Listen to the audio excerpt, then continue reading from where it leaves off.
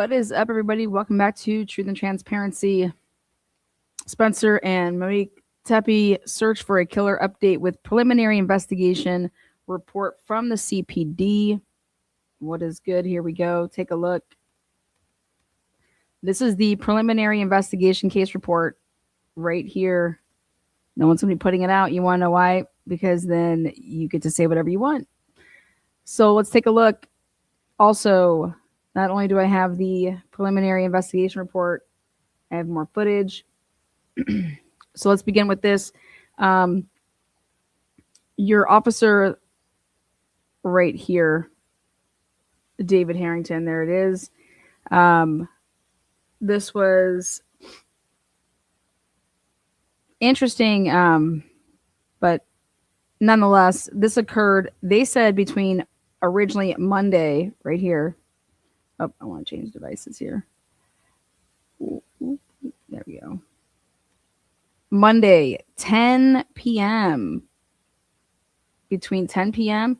and Tuesday at 9 a.m. And the reason they thought this was they clearly got some information right off the rip, but this happened between 10 p.m. and 9 a.m. Again, this was the preliminary report straight from the CPD. Next, make it as big as possible. We have, it was a response to a well-being check, as we know, at this location. They located 2 gunshot victims. Here's all your codes. Only thing that's worth looking at here, in my opinion, is they give and list an email for Spencer, but when they do the same for and mention Monique, they do not give any phone number or email address or anything like that. So when they list her, it is, you see there's no email address or anything like that. For Spencer, they did have an email address listed. And then they go straight to the next of kin. And next of kin was both Spencer's father and her father. I have redacted information that has to do with their address or anything like that. But next of kin, both dads were listed as next of kin. And when you actually look further, which is right here, this is the property that was taken in. Ammunition, it is official. It is 9mm caliber, 3 casings, spent 9mm casings. Well, they put 3. They put 3 here. Count 3. But it's interesting because they say evidence, including other seized property and tools. So, and there's your count, which is 3. So this is the official preliminary report straight from the Columbus Police Department. That's number 1. So that got all turned over to the property room. Again, this was just the preliminary. This is what, if you do a FOIA request, this is what you're allowed to get right now. Now, next, I want to have you guys take a look at this lovely report here.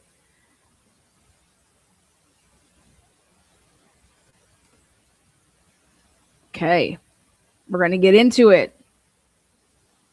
This is what everybody's been waiting for, and these are the facts. There's just no way around it. We've heard the calls, but what is more important is the actual written reports, because then you can make things out. This is the CAD. This is your typed up CAD report. Some stuff I went ahead and did extra redactions, even though I didn't need to. I did it for respect out of the fucking wax out there. So here it is. Let me zoom in a little bit more. Make it just a bit bigger. Okay. So something that I want to point out is there's actually 2 of these, 2 CADs, because the first wellness check as we all know, that came in the first time, and this is how I'm referring to these, which is call 1, call 2, call 3, and call 4. There was actually 4 different people that called. 4 different people called. Since the first caller, Dr. Mark, that's pretty much well known. But that was at 9:03. So here, this is your report about after that call is made, and the officer goes out there at 9:22 a.m. and the police state that they knocked on the front and the back door. Okay. Then this is where we get into then the next calls. So I want to point out that it was an added call at 9:57 and 48 seconds because that's when caller number 2 here at 9:57 and 48 seconds here, caller from is here now and asking the police to return. The caller hears kids inside and said he thought he heard one of them yelling, and he's basically saying, should I break in? Well, what the woman at the dispatch did not do is she asked for everybody's name except that person. So that first caller, the only person's name that she didn't ask for out of all the callers, there's 4, Mark's the first one.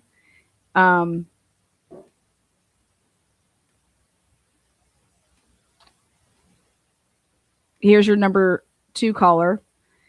And the dispatch does not ask for the name, though, on this one. It lasted 40 seconds.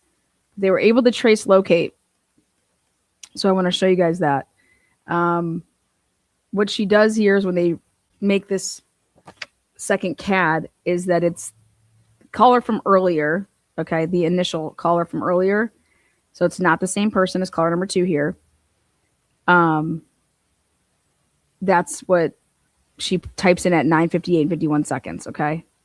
At 9:59 and 25 seconds, this is the duplicate event location, which is because they already have the address of 1411. They have the cross street here, and then here they go into the AT&T mobility, which is the caller who called, which is caller 2. This is the phone number. The caller address, meaning where this call originated. Okay. And so this is interesting because where this call address originated, it shows 1450 ETY Road, Northwest Lancaster, and then South Lancaster call source. You guys can see that right there. Okay. So what I want to point out here is that this is the duplicate event location. This would be from, in my opinion, okay, in my opinion, okay, I'm gonna pull something back up. If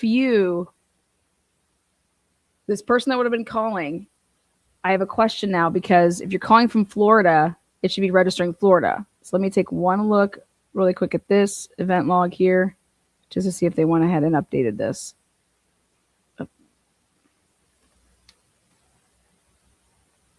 What are you doing over here? Get bigger.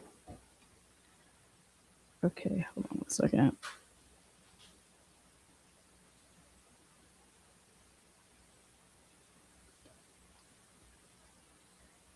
Okay. Put that there, go back to here. Okay, I'll share that here in a second because it does not have the address. But as you can see, I want to point out everything that they have. So what you can do sometimes is, let's say that I call you and I'm like, explain the situation. And I'm like, yeah, I don't know. Do you want to do like a wellness call? Okay, like, I'll call the police. Well, this is what ends up happening. And I really want to point this out is that if I'm calling from a different location and that they can't go by my trace locate to say, hey, this is where I'm at. So when I'm calling, if I call the police station, like 911, it's going to send me to the 911 service, okay, of where I'm at. If I call 911, I have to physically call like the non-emergency line of the Columbus Police Department in order for them to be dealing with the Columbus Police Department. So, but if I just call 911 and then I'm in Florida, like they're not going to send me, okay, to, oh, this person just wants to call Columbus. All right. So that's really, really important. And the first call that comes out from Mark is, let me show you this, is at 9:02. And it's if you actually hear the beginning of it, and I know now why mainstream media and other people aren't playing it, because he goes right into sharing his phone number and right into sharing an address. But his purpose is to send the police there. Okay. Like, I'm calling for a wellness check to send a police officer to this address. You know, my name is Mark. He spells it. I'm on vacation in Florida. And then goes into that whole big spiel that we've all heard. Okay. So I have all of that. Now, you guys have heard all of that. I'm going to only play you guys stuff that you haven't heard where it's got cut off at times. And I have no idea why anybody would ever cut these parts out, because they're, I think, important. It's important to understand that there's 4 different callers and they're all calling and coming from different areas. Why? Because when you call somebody and say, hey, have you got in touch with so-and-so? No, I haven't, but let me go ahead and call this person and see if they've talked to them. And so you have all of these things going on. People are calling everybody to say, hey, have you talked to them? Blah, blah, blah, blah, blah, blah.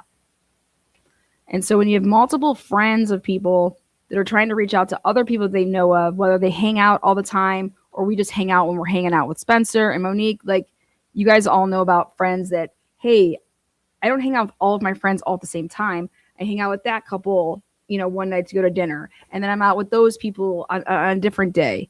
So you have to understand that, totally taking that into account, it would make sense that multiple people from different parts of their friendship would be trying to figure out what's going on. But here we go. I want to point out that this may have been a 3-way call that the boss was just talking on. Hey, I'm in Florida, but she called me and I'm making a 3-way call type of thing. And we've called the regular not the 911 number, but the regular Columbus Police Division. That's how it seems to me.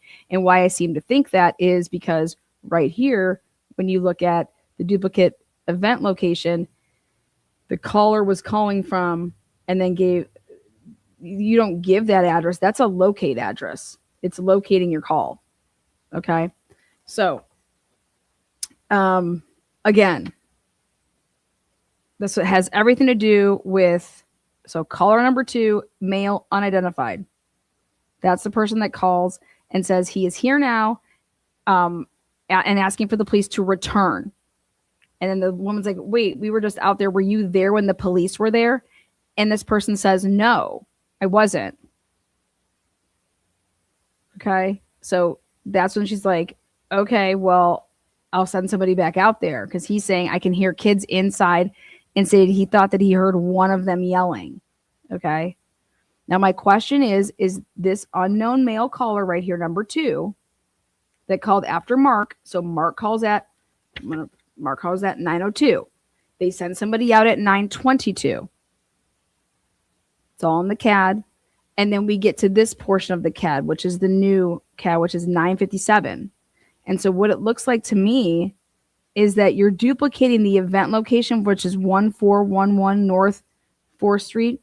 Perfect. But this is what's interesting, is that caller number 2, where it says that this person is calling from, is in Lancaster. So this caller wouldn't have been outside the house. Understand?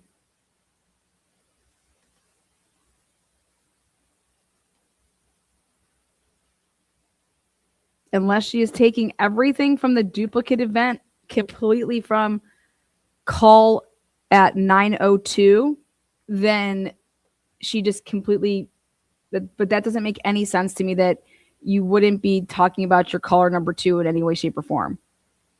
Okay. Next. Caller number 3 is your female caller. Okay. She works with him, and her name is not Pam. Another call from Pam. No, it's Cam. Cam is a dental hygienist. Okay. And that's at 10 o'clock and 13 seconds. So mind you, roughly 2.5 minutes later from the call that she just took for 40 seconds with caller 2.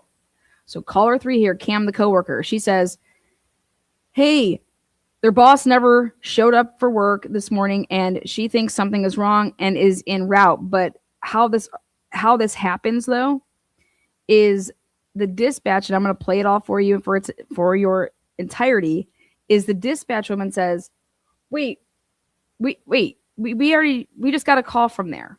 Like, we got somebody sending out. She's like, oh, I was just calling to make sure that somebody called. I was just making sure that somebody called. Okay. And then the dispatch says, who is this? Gets her name, Cam. Okay, well, where are you calling from? Because you're not there. Like, we look at your trace locate, and she's like, and that's when she says, I'm en route. I'm en route. Okay. And you guys are going to hear this all when I play these calls, but that's when Cam says, but the dispatcher asks because she sees that she's not. And what I paid attention to is the caller number 3, the female, again, duplicate event. So here she does that. But now this AT&T mobile, and it's showing that you're 1406 North 4th Street. Okay. See that? 1406 North 4th Street. That just means you're down a little bit from 1411. So I was like, she was like about to be there, I guess. But what was interesting is that when she says, oh, I just wanted to make sure that somebody called. Well, are you talking about calling the second time after hearing the kids? Because then you would have known that somebody just called when they said I just called, but then you're calling. Or are you talking about the Mark call?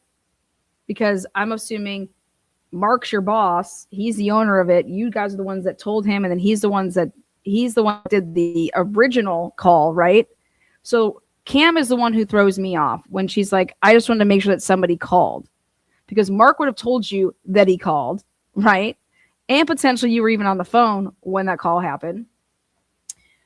And then the only call that you wouldn't know about is if you hadn't talked to caller number 2, right? But that would tell me that after Mark called, nobody called Mark to say, yeah, we went out there and nobody answered. Or did Mark ever get that type of a call?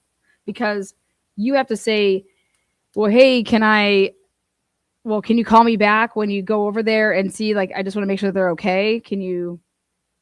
So I didn't hear that in the end of that call, and it didn't happen. So what I'm assuming is that there was no feedback back from the police, and that Cam then was like, I'm going to head out that way. That's the only thing that would make sense to me, is why she doesn't know that someone just got off the phone and saying, I'm here. Like, I just arrived 5 minutes ago, that dude. So we have 4 different callers, and it's really important to understand that. And so I'm just showing you guys, this is how this works. So caller number 2, 957. Caller 3, female. And the only way that this works for me is that caller 2 and caller 3 don't know that caller 3 cannot possibly know what caller 2 just did. Okay. And so I was just paying attention though where these calls originated from. Caller 2 saying that he's outside the house and hearing a scream, but yet the caller address is showing 1450 ETY Road, Northwest Lancaster, Southwest Lancaster. Call source. You see that? Yeah. Then caller 3, the female, she's just literally down the street. Okay, probably trying to find a parking spot. And then here you have the 4th caller that is, so at 10:04, another caller saying there is a body inside. And then here, male Alex at 10:04 can hear a baby crying in the background. Yep, that's what she wrote in the CAD notes. Okay. Who is saying there is a body inside? The caller is talking to CFD. I will get that info here in a minute, because when she transfers to medic, she stays on, or here, I'll transfer you to medic. She stays on and she's then listening intently to see because people, while you're getting transferred, when something is suspicious, then you start, hey, this is really suspicious. I'm going to keep them on the line long, and I'm going to see what they're saying in between when a phone is ringing, because they're recording.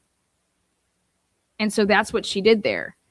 The dispatch actually stays on the line here, and I'm going to show you, because this is something that has never been played out. I have no idea why the media hasn't done it, but we're doing it because it's for full transparency. When they're on the phone with that fourth caller, she says, I'm going to send you over to the fire and medic. Well, when that happens, the phone rings like 5-6 times, and then it picks up and says, we are unable to, take your call right now. We're on another call, or whatever the heck the recording is. And then she hurry up and she says, okay, hold on one second. I'm transferring you again to this, getting them to hold on again. Meanwhile, when all of this ringing is going on and they're waiting, she's over here, okay, 10:04 and 34 seconds, transferring caller to CFD, Columbus Fire Department. Right here, she's listening intently, can hear a baby crying in the background. Then, 10:05 and 11 seconds. Who is saying there is a body inside? Remember I told you this was like happening like simultaneously with, she's reporting to the dispatch guy to the cop that she sent out there, hey, they're now saying at this house that you just went to that they can see a body. That's where that radio is coming in from then. And that's where when she's saying, who is saying that there's a body? The caller is talking, CFD, I will get that info here in a minute. And then you're going to hear how this all plays out. The caller is telling CFD he is laying next to the bed and there is blood laying next to him. So she's like listening in and writing this down. The caller is Alex Redacted. Okay. She said he has not been ill and he does not do drugs. Okay. You see this gap here? It's because, well, he's talking to the Columbus Fire right before they're about to be done. She hurry up and comes back in and says, hang on before you go, because she wants to get his information. And in this part, which she does not write, which is really important in my opinion, he says, she asks, oh, when's the last time that anybody's heard from him? And he's like, I don't know, I suppose, yesterday. And then she asks, oh, has he been like ill or something? And then he says, what? No, I was just with him yesterday. So Alex says that he was with Spencer yesterday. I don't know, maybe he meant the day before or whatever, but it was interesting that she didn't feel the need to write that in there. You definitely would. Or she didn't put it there on purpose because she didn't want it to possibly be seen by all of us. But then you have the cop that arrives. By the time he gets there at 10:07. Exactly 10:07 and 43 seconds right here. So 10:07 and 43 seconds. And then that's why I put cop arrived. And then at 10:09 and 33 seconds, that's where we hear over the radio. So 2 minutes later, a minute and a half later, minute and 15 seconds, I have a double. And then this 7A in the back door. What did we say 7A code was? 7A. That code is, I'm guessing, entry from, but I want to double check. So we're going to break down a couple more things. So hopefully this is helping everybody understand. I mean, I'm going to let you guys hear everything. But when you actually look at the report and you see where the calls are coming from, then it makes way more sense. Or does it? Right here, 3 males inside. We're going to get to this. Okay, because this is what I have. We have, ready? Caller number 2, male unidentified, right? Then we have Alex. Okay, did Alex go there with somebody? Was male caller number 2. Where were they really located? Okay. But 3 right here, 3 males inside, right there, 10:09 and 48 seconds. Okay. I have 3 males right here. 3 males. Where's the female? Where's the female? She literally, right here, 14, she's just 2 doors down, 1406 North 4th Street. So right in the back there, though, is the 3 males. So I have caller number 4, who's Alex, caller number 2, who did not give his name, and then you have a question mark on the identity of the third person, which could potentially just be one of the neighbors. Okay. Then at 10:12, so literally 3 minutes, I'm contacting homicide. That's when that happens. Dispatch asking, hey, do you see any? They were trying to eliminate if this was a murder suicide. Do you see a gun? And this is where he's saying casings found. Okay. Okay. 7A is open door, open window. So curious which one.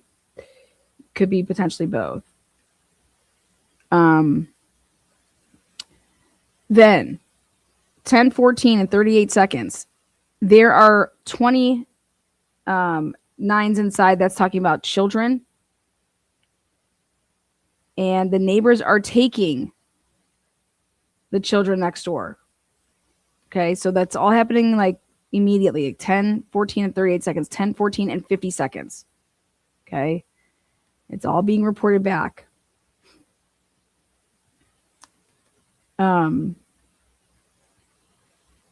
At 10:17, this is when it's like, it's interesting here when you're saying casings found. Okay, because at 10:17 and 13 seconds, one male shot multiple times. This is when, hey, can you go back up there? So it's interesting that they're talking about the casings being found here at 10:13 and 10 seconds. Because when we listen to the radio, so maybe when Plunder put out her little clips, because I'm telling you, they give you all of these in like they usually give them to you in very, really interesting order. So I don't know if that got missed somehow, but the casings being talked about at 10:13 and 10 seconds and saying casings found, because this is what we all heard. We all heard one male shot multiple times, female at least once, through the side to the chest, and they was talking about couldn't find, a gun, and I don't know, I mean, it could be under the pillow. So, but the order of that, it's interesting where those casings were, if they were just in plain view. Meaning that underneath the bodies. Does that make sense? For you to be able to say casings found, and it's at 10:13 and 10 seconds, those casings are in plain sight there, on the floor in that master bedroom upstairs. So then we go down to, as you can see, it's just 10:17, then 10:19. And this is just where they're doing the staging for, hey, I need another cruiser because I need more cars to hold the witnesses. Remember all that stuff? And I told you that CPD did a great job of immediately separating these witnesses because they just felt like something was up. And more importantly, it doesn't matter if you think something is up. This is protocol. So give it up to CPD. They immediately separated people. Okay? They immediately separated people. And they need more cars to hold the witnesses because they have to put them all in different cruisers. And they did. Homicide is en route at 10:19. And this is where they're, when the guy's talking about, I'm going to go check the garage. I'm over here standing by the alley checking the garage. He was unable to check the garage because the garage was secure. When I was back out there today, there's not even a keypad. I wanted to double check with any type of a keypad where, you can gain entry, even just not pressing your button. You can just go up to it. They didn't have that. So then he was holding the scene in the alley there. So he was staying behind, this person. Now they put, as you can see, C31A and then 904 1D. So one of the witnesses is in a cruiser. Then literally 6 seconds later, 7 seconds later, one of the witnesses is in a cruiser. So they're putting them in different cruisers there. So they got 2 people. And then They let everybody know that, hey, we're changed the location because the children, just so everybody knew where they were at. They were no longer in the 1411 house, but just to make sure that, and I think that this would happen a little bit earlier than that, but they could have been outside though, but I think that that happened earlier. Now, this is interesting to me. At 10:29 and 13 seconds, see the number 2, 222s. You see that? 2 dogs, that would mean. These are not the children. Okay, we've already handled the children. Now we have 10:29, 31 seconds, 2 dogs inside the home. And I said, well, they only had 1 dog. So I want to get, were they dog sitting for somebody? Are the reports inaccurate? Did they have 2 dogs? You know, do they have a cat? Did somebody come over? Did somebody spend the night there that nobody knows about with a dog? Now, I'm just saying they're saying, and the police are reporting back here saying that they have 2 22s. So the crime scene log has been started, and that's keeping track of, that's what the guard log started. Okay. That's what that is.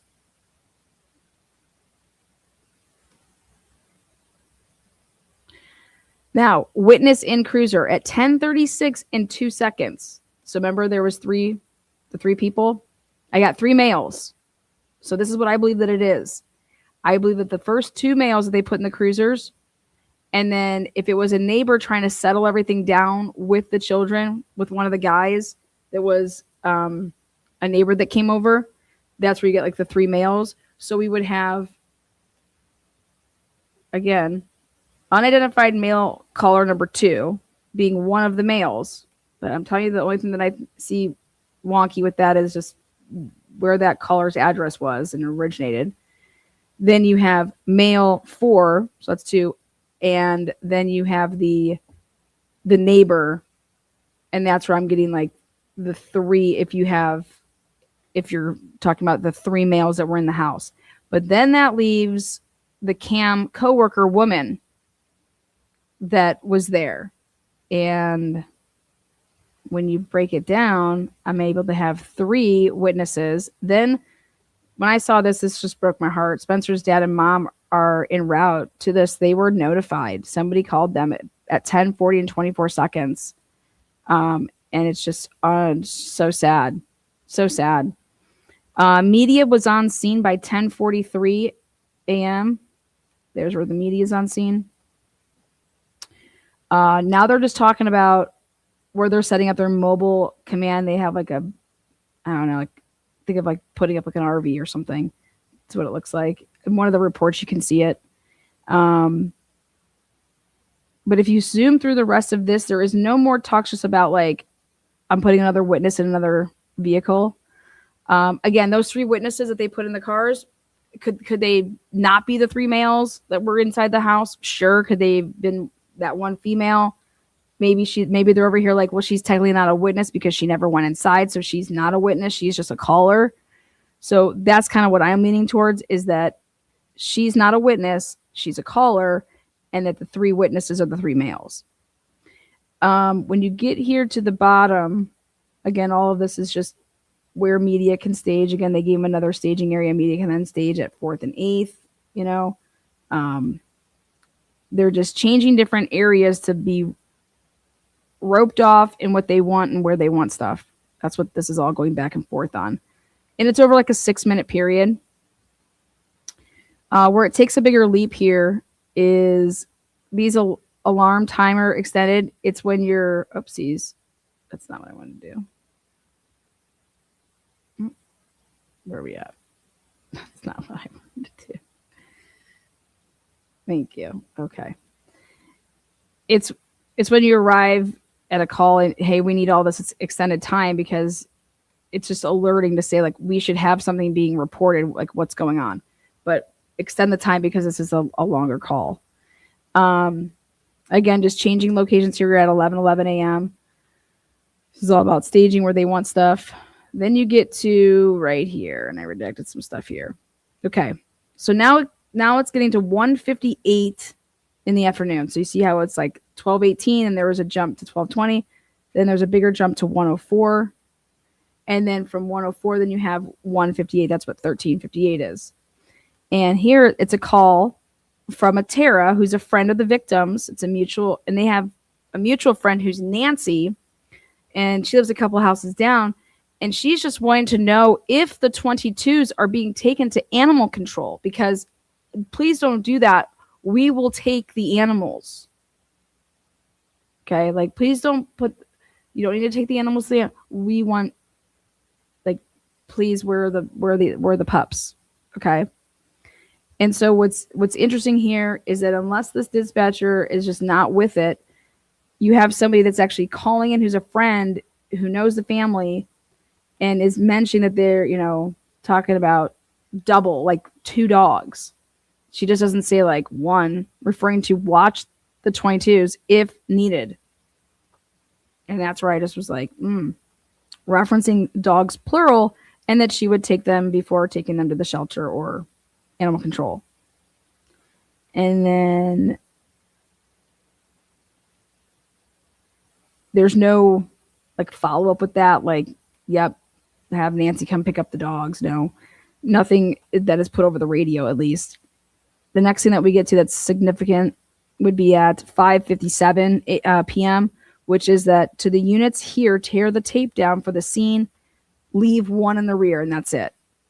Okay, but everything else is to be torn down as far as the tape goes, except for you're going to leave the 1 in the rear. And then the caller information, again, they will redact stuff. So that's the redaction of the Columbus Police Department. And here, the caller's information, this would be caller number 4. Okay. And so do you see how the caller information comes at the end of, and it's like, this is where he was when he made that call. This is where Alex was. Okay. So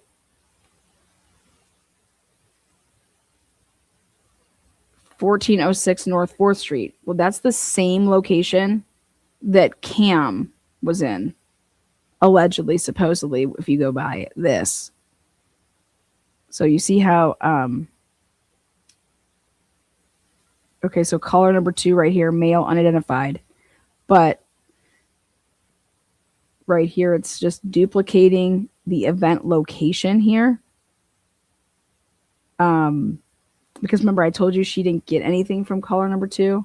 So I think that when she just duplicated the event location to use the address of 1411 and did all of that, then if she just duplicated that, I don't know why you would do this though. See these redactions right here? You're redacting if someone's a witness. And so that also tells me that this caller number 2, it's just look at the address. No address is in Florida, for the record. Out of all the CAD stuff that we have, nothing originates from Florida. It originates from Lancaster. So I don't know if you guys put that address in. But this is what you call, these are the CAD notes. This is the stuff that you it's, but I say it's second by second. Anything that they do with a case in an initial report, it's second by second. And so I thought that it was interesting. I think that there was just a 3-way call made.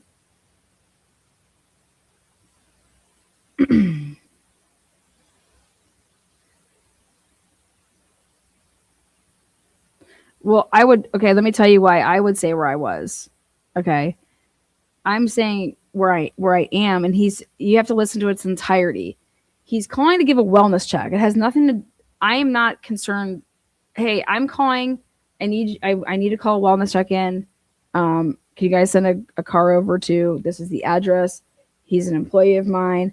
And then like my staff alerted me to it because I'm on vacation, and it's basically like, here, you make the call. The question should be is, if that guy's on vacation, awesome. Why didn't the person that's just at the store, at the dental office, call? Okay. Because they probably have protocols. Think about this. I'm not going to call a wellness check. If that's my boss, oh, I'm just going to whip out and call a wellness check. No, I'm going to call the boss and say, hey, and if they're all close, which they are, right? Hey,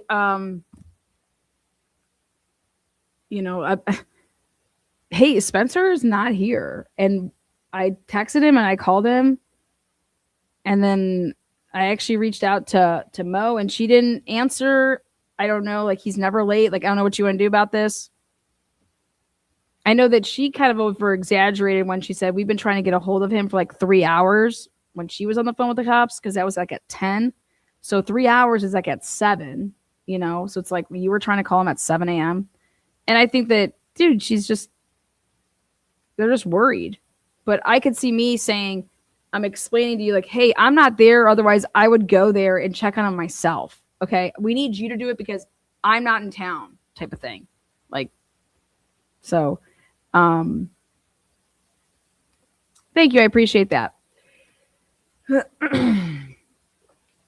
So it makes sense. What didn't make sense to me, and doesn't have to make sense to us. Some stuff is just, I was just curious as to when you look at the CAD, it should have, and she kind of messed up. I mean, the dispatcher kind of messed up here when you were talking to caller number 2, and I'll play it again for you. Let me see if it'll play here. Let me go like this. Tell me if you guys can hear this.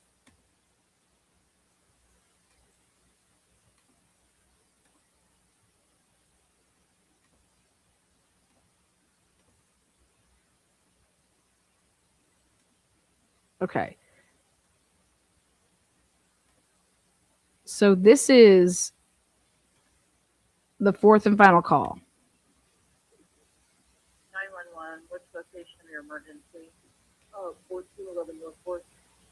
Okay, 1411 North 4th. We've got several calls on that. What's changed since the last person I talked to? There's a body. There's a body inside? Yeah. Okay, hold on 1 second.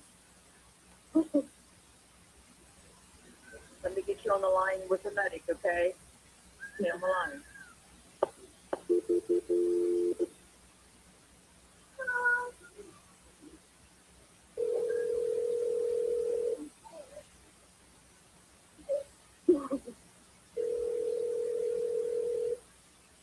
Oh my God.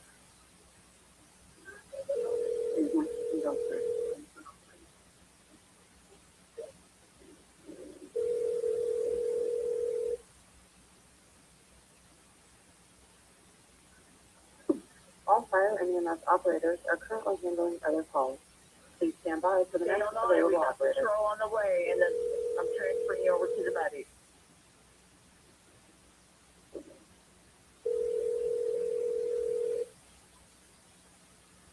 Police Division of Fire, that is the address of the emergency. 1411 North 4th. 1411? Yeah.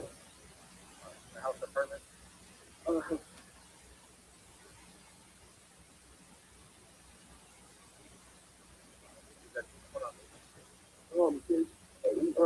There's a body. Our friend wasn't answering his phone. We just a wellness check. We just came here.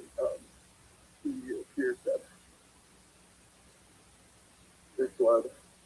He's laying next to his bed, off of his bed, and there's blood. I think before she did see more than that. Yeah. Yeah. So like kind of like it doesn't color. I can't look. Okay. All right. Okay. And then when was the last time somebody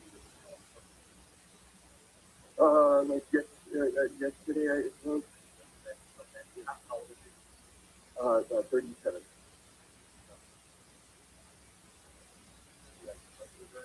No. Yeah, I understand. Okay. All right, we're on our way. Okay, sir, can you stay on the line for a minute, and can you give me your name? Alex City. I'm sorry, Alex City. Alex. How do you spell your last name? Yeah. Okay. I cut that off because I'm not putting out people's names and stuff like that. But as you can see there, What ends up happening here at the end, the phone call is really quiet. That's how they gave it to me. Sorry, I can enhance everything. I'm just giving you guys everything raw so you can see that nothing has been messed with. This is straight from the police department. And I wanted to play it for its entirety. He ends up giving his name and his phone number, and I don't want that out. So the last part of it, though, I have no problem with you hearing, which is when you hear, she asks, was he ill? Like, was he sick or something? And she's just trying to get information out of him. And he's like, what? No, I was just with him yesterday. And that's it. And so what I think is a great, there's,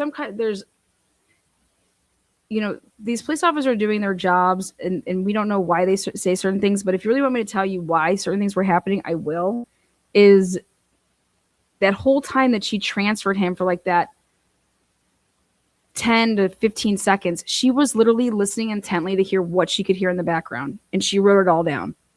And one of those things, but she doesn't say is, why didn't she put the, oh my God part? Did you guys hear him say, oh my God? Oh my God. Something that he had seen right then. Oh my God. That he didn't see before. He just then saw something. Oh my God. I heard it, but guess what? Nobody has played that. Not a single person has played that part of it. Why? That's raw, real. Like, stop.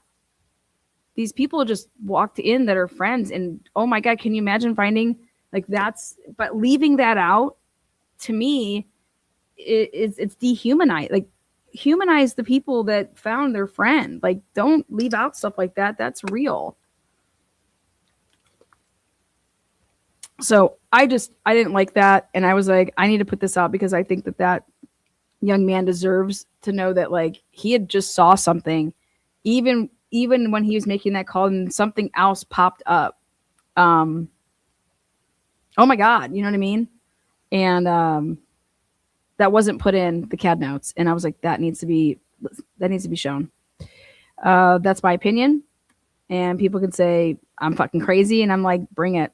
It's the truth. Here's the truth. You have to hear it all. And then you can judge, I'm not perfect. I make mistakes. In fact, I made a mistake in this case and I had to retract what I said. But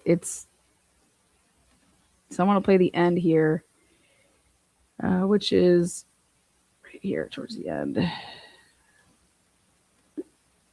know if he does drugs or anything? No. Okay. All right. We'll just talk to the officers when they get there, okay? Okay. Okay, we do have officers responding there. Do you know if he's been ill or anything like that? No, I was just today. Okay. No, I was just with him yesterday. Okay. So that's the other part. It's all about finding out, okay, we just found 2 people shot, right? They're dead. And now we have to find out, okay, who's the last people to talk to them that knows when they were alive? And why I wanted to show you guys that initial report is to show that originally it's being marked down. This could have happened between 10 p.m. Okay, 10 p.m. and 9 a.m. And I'm telling you where that 10 p.m. came from. Somebody in the initial phases of like talking with people, like, who's the last person to talk to him that we can, like, who's had last contact with them? That's where I believe the 10 p.m. is coming from. Now, could that have potentially came from, he's saying, I was just with him yesterday. That's the little part there that I wanted you guys to hear. But I thought it was a great response when he's being asked, well, who last talked with him? And he's like, I suppose it would have been yesterday. Like, I don't know. Like, that's a really good response to somebody that, if you're the last person, if you're the known last person to talk to somebody, I know that I was the last person. That's how Chase Merritt got arrested back in the day. That's not how he responds at all. He's like, well, I don't know, like, the last, I don't know that answer. And then when asked, oh, was he ill? No, he wasn't ill. I was with him yesterday.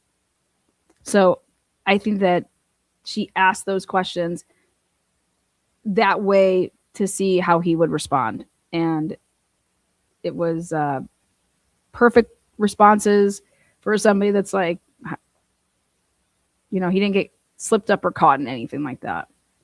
Let's just say that. All right.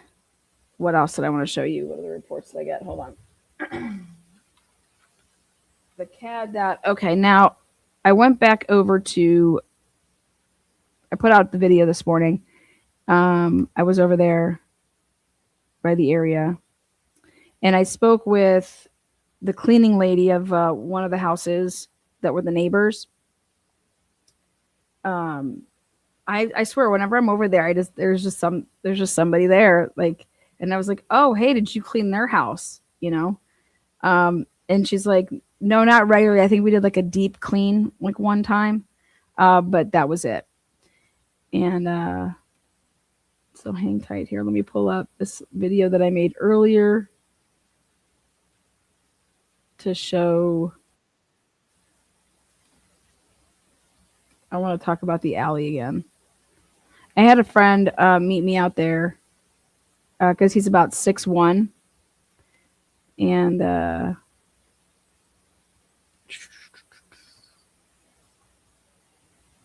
wanted to see where the garbage cans came up against his waist. So I was just doing. Let me see.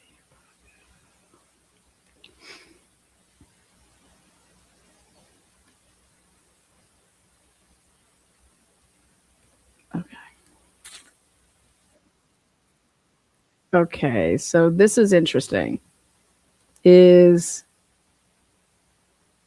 I just want to point out again. Okay, so when I showed you guys this morning, if you guys haven't seen it, now you get to see it again.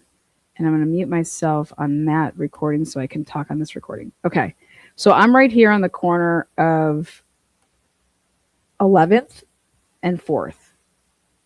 And I wanted to show everybody this area because I'm always at the other end, which is down by, 4th and 8th. Okay. And I wanted to come down to that little block area. But what's on the corner here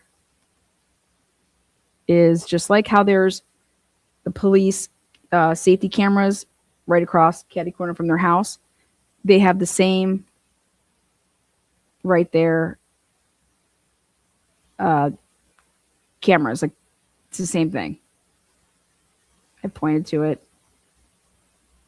And then I explained that looking down on so this is 4th right here. And if you look down that street, 2 blocks. If you're down over there, looking that way, that's where the houses are, over there on the right. So Coming from the path of. So what I wanted to show here was, don't mind, I didn't realize how unstable this was walking. I'm going to have to try to do something about that. Okay, I wanted to show this right here. This is in line with right here, this open space. If you were to walk across there, you're going to walk dead end right into where the alley begins to head back along the path of the houses that are back there. Okay. And so I wanted to show where you could possibly be coming from, where this person that they're saying of interest could have possibly be coming from. Well, guess what that building is that you're looking at right now? Okay. Guess what that building is right there? It's a police department. It's a hub. That's the Columbus Police Department, the Moody building. Okay. And so there's cameras all over that.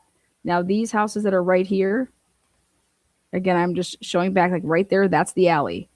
You have to walk along that grass area. Okay. And I was just trying to show, like, where could this person have been coming from and what you can eliminate. Okay.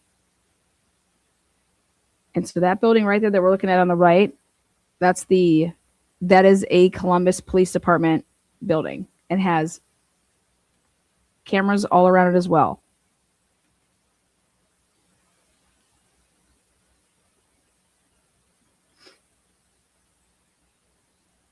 See, right? I mean, it's loaded with cameras. See those 3 eyes right there? It's going to be right to the left of the pole right under the tan portion of the trim of the building. Okay, so right here is, it should be Hamlet. This is Hamlet. So this is the street that comes after the alley where all the houses then that would butt up to theirs. This is the street that they're on. And again, their garages then are behind them. So I wanted to show, there's Hamlet. Now, right, literally, I go to the marathon that's right there, right behind it. You can kind of see there's a gas station back there. I went and talked to the gas station owner today. Well, I went there to talk to anybody that was working for the simple fact, I know that they got any type of surveillance that was there. Okay. I just wanted to know if he had heard about it. Hey, have you heard about the murder that happened over there? And at first he's like, I think he was thinking like something that just had happened, because he's like, wait, what? No, I didn't hear it. I was like, you haven't heard about the double homicide? He's like, no, when? And I'm like a week ago. And he's like, oh, wait, I think my boss did tell me about that. Oh, yeah. That doctor.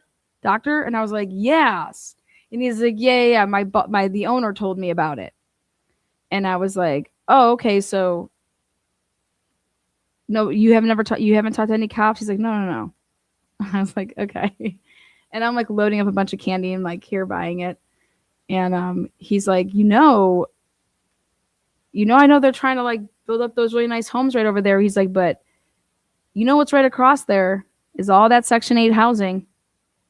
Okay.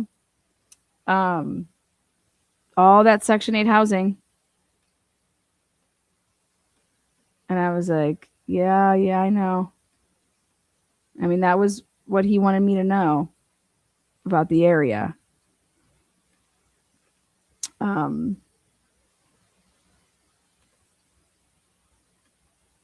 He was really nice, though. We were just shooting the shit. I said, I'll be back to buy more stuff later.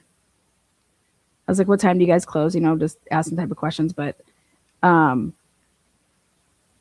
so what I did here then is I'm just showing the different, where did this person come from?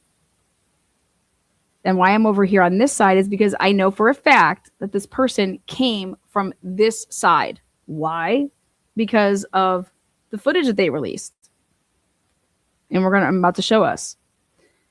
And so I wanted to eliminate things, or at least show, hey, if they walked this route, right down the street, pointing out you got cameras here, or you don't have cameras there, or and so I cut across here. By the way, I want to give a shout out to these two women that work over here for Home Team Properties. Can you believe that? I'm Home Team Productions and they're Home Team Properties.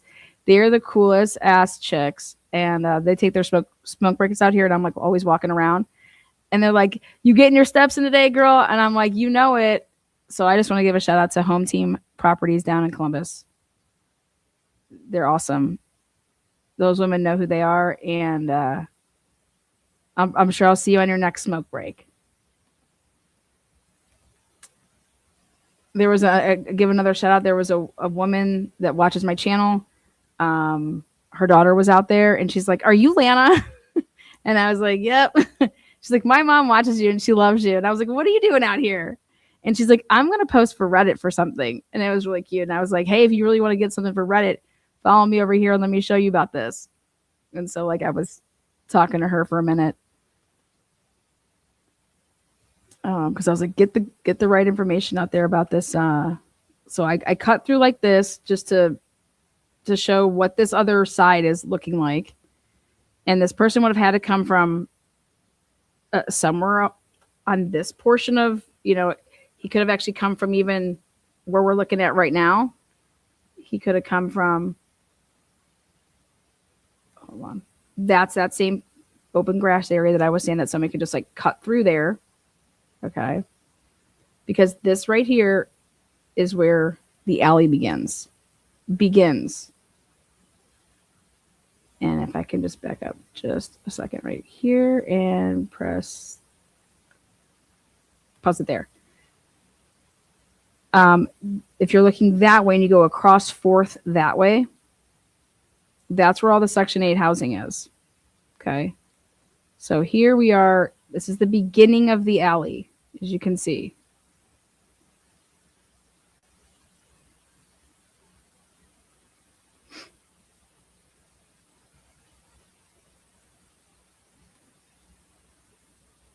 Okay. alley, and I'm going to show you guys where the video is. So right up there. Okay, the second house there, not the blue one, but the tan one. Okay. There is you could see there's 2 cameras there, like nice ass commercial cameras. On the tan house there, not the blue one, but to the right of it, where that not the one that's all the way up with the AC unit, not that high up, but the middle window there, that if you look up to the corner to the left, that's a camera. And then if you go down from it, and you go right along the gutter, you're going to see another, that's a camera. And so there's 2, like they're commercial type cameras. Those aren't what, that's not what we're looking at with the person of interest yet, though. The house has a camera. So then we're walking down here. None of those other places have a camera like these garages. They just have motion activated lights. Okay. And now right here, this is going to be 9th. So we were just at 11th. 11th is right behind us. And now this is going to be 9th. And then the next one's going to be 8th. And they're in between 9th and 8th. And they're right on more towards like the 8th. I want to show you guys right here. I think I catch it. I'm pointing across the way. Those are all the apartments that, again, Section 8 housing. But that's 4th Street, just right up. And that's Hamlet. And then the next main intersection is Summit. So I was just trying to get everybody. 4th is one way. 4th is one way. Summit's one way. Summit is a the alleyway. You can go either way. Okay. But 8th and 9th, they're one ways. So 9th right here, obviously the way the cars are facing, you have to go that way. And then when we get to 8th, you're going to be going the opposite way. So you're really boxing yourself in this area with these one ways. One way going the opposite. So I explain all of that. Then right where I'm standing, right to the right of me, is a house. Okay. Right. I just want to catch it. I catch it when we're walking. This white house right here, they have a Ring doorbell camera that's right, literally facing this alleyway. That's the crucial part. Okay. And I get it on my way back, I think, to show, and I got a picture of it as well. But that is dead even with where we're going to be heading here into this, the alley continues. And so when we make this walk right here we go.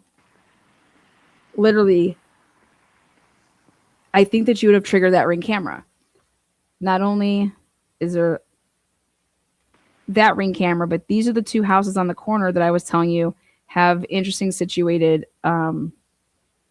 cameras on the back of their houses. Again, I don't know the views, but here we go. This is the stretch. Okay. Right here. This is 9th that I'm standing on. And right here, the alley. Okay, so this is the walk. And that garage up there that you can see on our left, that's where there's this Nest camera. I told you guys about the other night.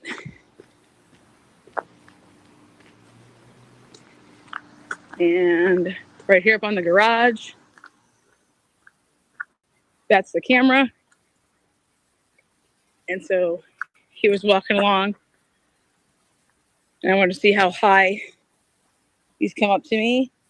And this is where I said this comes up to about halfway to my titties. It's about midway. Okay. So there's a shout out for my titties. Stroll. Right here. So you guys see that the wall, the retaining wall right there, the concrete. You guys see that? That is a dead match for when you're looking at the person of interest video, and you could see that's the, I think it's up 3, like, that's what gave it away from me, to the area. But That's what's in the background that's what's in your background. that we see. Okay. See right there? Boom. Line it up. That's the camera that they're using. Now, this is what this tells me, that the reason that they've issued this for us to view is because there's only a couple reasons. This person disappears from that point, from when they're last seen here, and if they're following the cameras, right, they're like, hey, this person that's walking, they should be walking. We should have them on, the next 3 cameras, and they're not there. Okay, that could be an option. Where it's like, this is a person of interest to us because this person is on camera right here. They're walking this way. They should then be hitting the next set of cameras, and they don't. Right. One option. 2 options is, option number 2 would be, hey, these cameras are out here, but some of them don't work. And so therefore they didn't catch them. They didn't catch that person. And this is the only one that we have.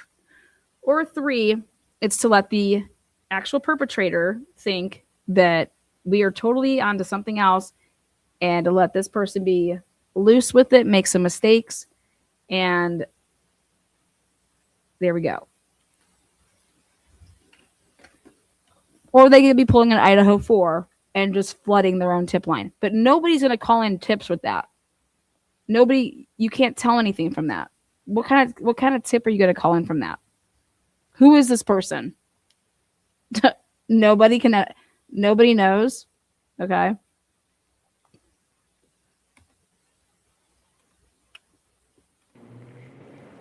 And then this is my struggle.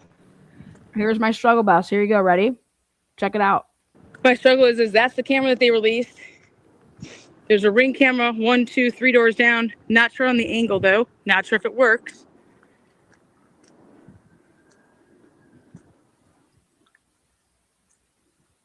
These are those rectangle, small little.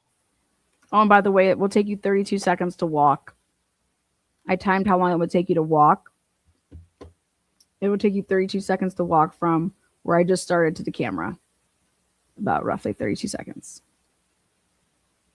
He was strolling, like he wasn't like hustling or anything. Also remember, this is walking towards the house. So this is not somebody fleeing. This would be before it. Apartments. So see these apartments right here? You cannot get through though. That's a welded shut gate. You have to walk right here, which is, you see that right there on my left? I come back to it. Motion light. And then this is that camera that's like the 360 up in the corner there. It's right there in the corner of that garage. This is their exact left neighbor. This is the house. This is their house. And then that's the corner house with the white Fort Knox. I call it Fort Knox. One day I hope I can talk to those people, because I want to ask them who did all their security, because it's like, dude, hella cameras. 1, 2. So when I was saying that you're walking towards the home, that person is walking towards the home, and you're walking down, the alley that has right here at the end, 1, 2, 3 more cameras. So that person that's okay. So that's why my theory right now is why they're releasing that as a person of interest, is because that person doesn't hit those next set of cameras. That's the last camera that they're seen on. And I think that if they're truly wanting to know about this person, it's like, if they're continuing on that path, they should be hitting these cameras, and they're not.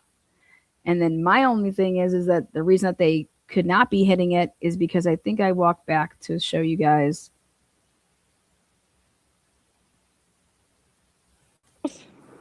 Like, see, there's all these cameras.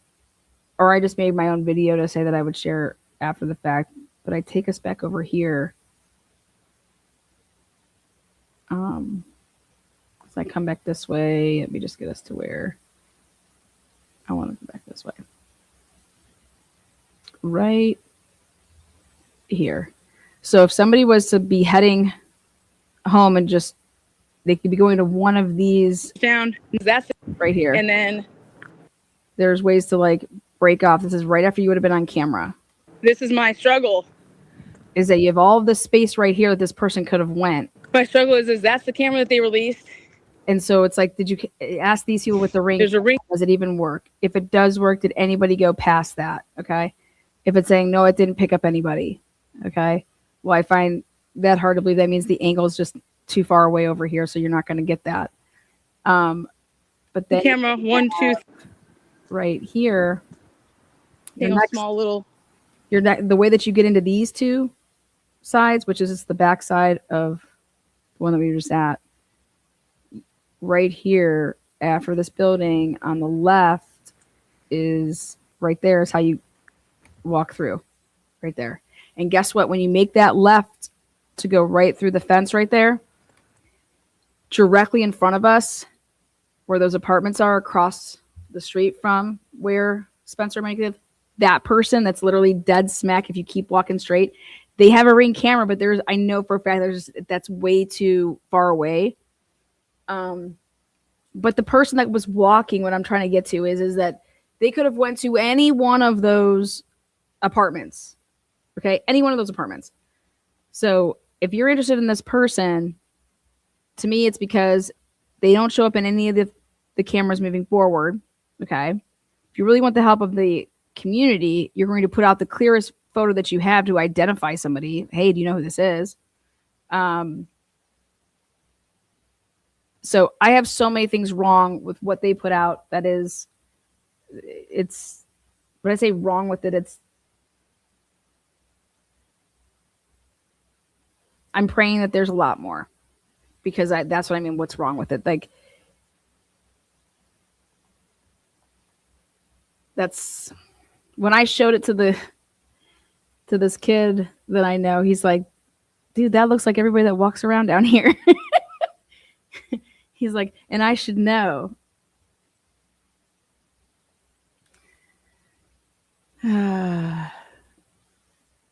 So yeah.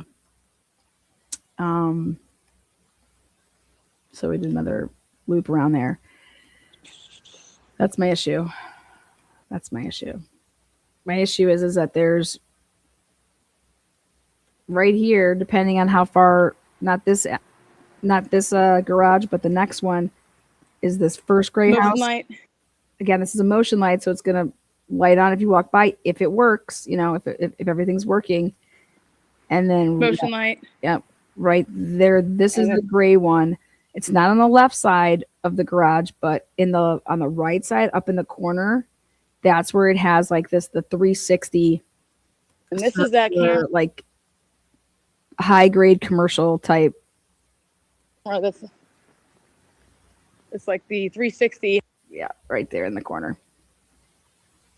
up in the corner there.